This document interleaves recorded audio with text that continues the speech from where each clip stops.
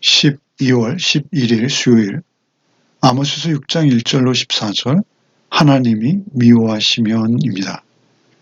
이스라엘 지배층의 타락을 지적하십니다. 하나님의 축복을 개인의 향락과 사치로 허비해 버린 것이죠. 모범이 되어야 할 사람들이 도리어 사회 전반에 악을 조성하며 악을 성행하게 하는 역할을 하고 만 것입니다. 그들은 장차 포로가 되어서 학대받을 것이다 라고 선포하십니다. 아모스는 돌이키기를 거부하는 자들에게 임할 심판을 선포하십니다. 먼저 1절로 7절을 읽겠습니다. 화있을진저 시온에서 교만한 자와 사마리아 산에서 마음이 든든한 자 곧 백성의 머리인 지도자들이여 이스라엘 집이 그들을 따르는도다.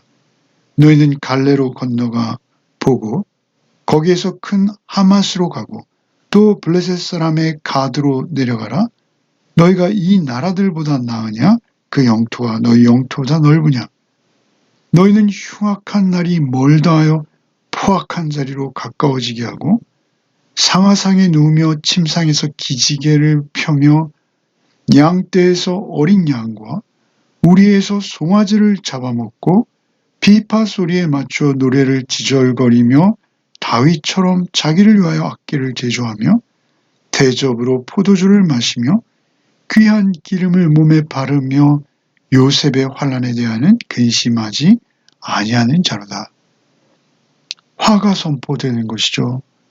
그 대상은 시온과 사마리아, 곧 남유다와 북이스라엘 모두에게 선포되고 있는 것입니다. 시온, 곧 남유다의 예루살렘.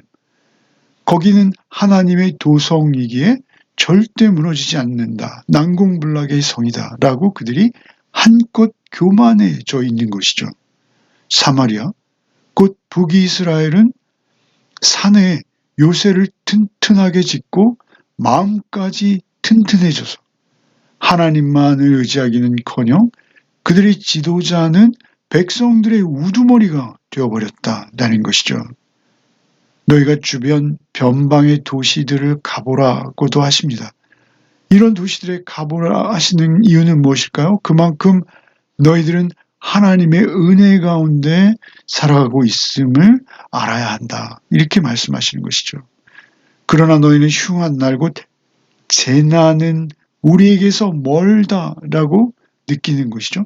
재난은 우리에게 미치지 않을 것이다 라고 아주 교만해진 상태에서 오히려 너희는 폭력의 날을 가까이 불러들이고 있다라고 말씀하시죠. 폭력의 날을 불러들인다는 것은 그들이 전쟁의 상황으로 걸어 들어가고 있다는 것이죠. 당시의 지도자들, 그들은 축적된 부와 영예를 모두 차지하고 백성들의 부러움이 대상이 되고 존경을 받을지는 모르겠으나 아모스에는 곧 하나님께서 보시기에는 그들이 아니란 가운데 점점 죄악을 쌓고 강포한 자리로 나가고 있는 상태다라는 것이죠. 상하침상에서 늦잠을 즐기고 기지개를 켜며 일어나서 부드러운 고기를 찾아 어린 양고기와 송아지 고기를 먹는 사치와 방탕과 쾌락에 탐닉하고 있었다는 것이죠. 이것은 당시 지도층의 삶의 모습을 청란하게 보여주는 내용입니다. 그리고 다윗의 이름을 빙자해서 마치 다윗이라도 된 것처럼 그렇게 자기를 위해서 악기를 만들고 아주 창조적인 예술성을 발휘했다라고 스스로 도취되어 있다는 것입니다. 그러나 그들의 연주와 노래는 다윗과 달랐다는 것입니다. 진정과 정성을 다해서 하나님 한 분만을 찬양했던 다윗과는 달리 그들은 인간 중심적인 노래, 스스로 자기 중심적인 이기적인 그런 노래들로 일관하고 있었다라는 것입니다. 스스로 다윗처럼 여겼으나 오히려 자기만을 위한 노래, 그 비난의 대상이 되었다라는 것이죠. 본문에서는 심지어 그들의 노래를 지절거렸다라고 표현하십니다. 지절거렸다라는 것은 아주 허무한 노래들만을 스스로 흥얼거렸다라는 것이죠. 나아가서 그들은 대접으로 포도주를 마시며 값비싼 기름을 자기 몸에 바르고 자신들이 요셉의 가문으로 하나님의 어떤 은혜로 오늘이 있다라는 것을 전혀 기억하지 않고 향락에만 몰두하고 있었던 것이죠. 이 본문은 당시 이스라엘 지도층들이 어떻게 살아가고 있었던가를 아주 구체적으로 일러주고 있는 본문이죠. 오히려 약한 자들은 신발 한 켤레의 돈도 없어서 종으로 팔려가는 처지에 놓여 있는데 그들은 자신의 향락을 위해서 가난한 자들을 아주 독하게 그렇게 취급하면서 종으로 팔아버리고 그들의 사치는 극에 달한 것입니다. 8절부터 11절까지를 읽겠습니다. 만군의 하나님 여호와의 말씀이니라. 주 여호와가 당신을 두고 맹세하셨노라. 내가 야곱의 영광을 싫어하며 그 궁궐들을 미워하므로 이 성읍과 거기에 가득한 것을 원수에게 넘기리라 하셨느니라. 한 집에 10사람이 남는다 해도 다 죽을 것이라. 죽은 사람의 친척 곧 그 시체가 불사를 짜가 그 뼈를 집 밖으로 가져갈 때 그 집 깊숙한 곳에 있는 자에게 묻기를 아직 더 있느냐 하면 대답하기를 없다 하리니 그가 또 말하기를 잠잠하라. 우리가 여호와의 이름을 부르지 못할 것이라 하리라. 보라, 여호와께서 명령하심으로 타격을 받아 큰 집은 갈라지고 작은 집은 터지리라. 그래서 하나님께서는 맹세하십니다. 그 성읍과 거기에 가득한 것을 그들의 원수에게 넘겨버리시겠다라고 하시는 것이죠. 하나님께서 맹세하신다는 것은 무엇입니까? 하나님의 절대적인 신실하심의 근거에서 변치 않고 그 약속이 실현될 것이다 라는 것입니다. 결코 변치 않는 하나님의 주권적인 의지를 확인하시는 것이죠. 즉 이제는 선포되는 하나님의 말씀은 역사 안에서 반드시 일어나고야 말 것이다 라고 말씀하시는 것입니다. 야곱의 영광, 그 영광은 이스라엘의 탁월성, 또한 그들의 오만함, 자만심, 그것들이 잘 드러나는 그 궁궐들, 그것과 이 영광과 대꾸를 이루는 것이죠. 이스라엘 지도자들의 그 많은 소유와 부유를 그들의 영광이라고 볼 수 있는 것이죠. 그것이 궁궐과 같은 것입니다. 하나님께서 그들이 쌓은 모든 것을 싫어하시고 미워하셔서 거기에 가득한 것들을 그 원수에게 넘기시겠다라고 하십니다. 앞에 3장에서 그들은 자기의 궁궐에서 포악과 겁탈을 쌓을 뿐이다 라고 지적받았죠. 바른 일을 행할지 모르는 자들이라고도 말씀하셨습니다. 그들은 겨울궁과 여름궁을 짓고 상하로도 궁을 지었어요. 그러나 모든 것을 다 무너뜨릴 것이다 라고 말씀하신 바가 있습니다. 바로 그렇게 화려한 집에도 10사람이 남아도 모두 죽을 것이요. 죽은 사람들의 친척이 와서 그 시체를 불사를 것인데 그 일반적으로 사람의 시체는 굴을 파서 자연 부패시키는 것이 그들의 그 화장법이었습니다. 절대 시체를 태우지 않는데 그 시체들을 불질러 장사한다고 오늘 본문에 말씀하시죠. 전염병이나 아주 그의 버금가는 끔찍하게 죽었을 때에만 화장을 합니다.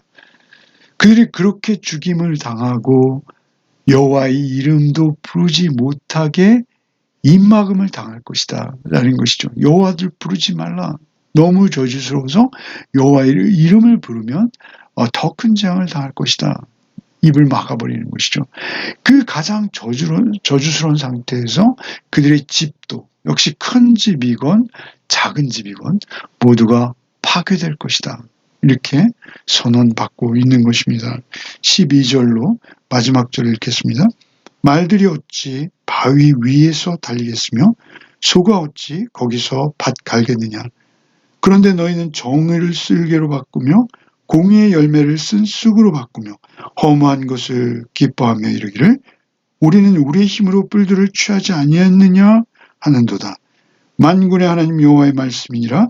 이스라엘 족속아, 내가 한 나라를 일으켜 너희를 치리니 그들이 하맛 어귀에서부터 아라바 시내까지 너희를 학대하리라 하셨느니라.